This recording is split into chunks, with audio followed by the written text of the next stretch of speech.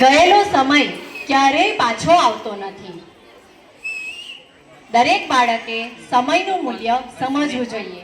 જે બાળક સમયનું મૂલ્ય સમજશે તે આખી દુનિયાને જીતશે.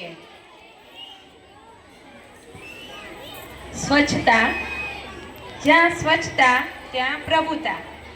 મિત્રો, તમારી આસપાસની જગ્યાને ચોખ્ખી રાખવી એ આપણી ફરજ છે, કારણ કે આપણે ભવિષ્યના નાગરિક છીએ અને જો આપણામાં એ મૂલ્ય ન કેળવાશે તો પછી ચારે બાજુ ગંદકી જોવા મળશે.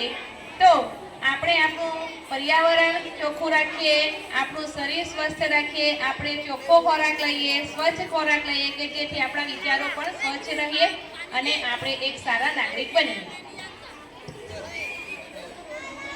નમ્રતા, હ્યુમિલિટી. નમ્રતા ક્ષિપ્ર ફળોથી રચેલું જ્ઞાન હંમેશા નમેલું હોય છે.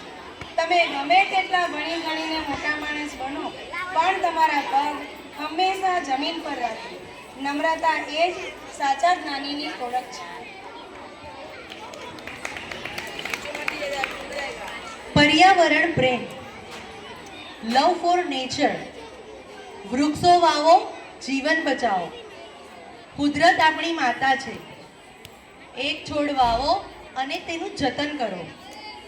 પ્રકૃતિને પ્રેમ કરીશું તો પ્રકૃતિ આપણી રક્ષા કરશે. તેથી જ કહેવાયું છે સેવ ટ્રી.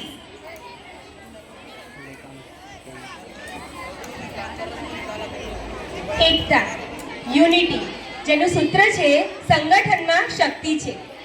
હવે મિત્રો, આપણે સૌ જાણીએ છીએ કે આપણે એકલા હોઈએ ને તો વધુ ઝડપથી અને સરળતાથી દોડી શકીએ છીએ, ચાલી શકીએ છીએ.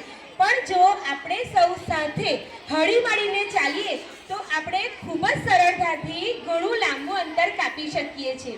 એટલે આજનો મુખ્ય સંદેશ એ પણ છે કે આપણે સૌએ હંમેશા હળીમળીને રહેવું જોઈએ અને હળીમળીને દરેક કાર્ય સુંદર રીતે પૂર્ણ કરવા જોઈએ.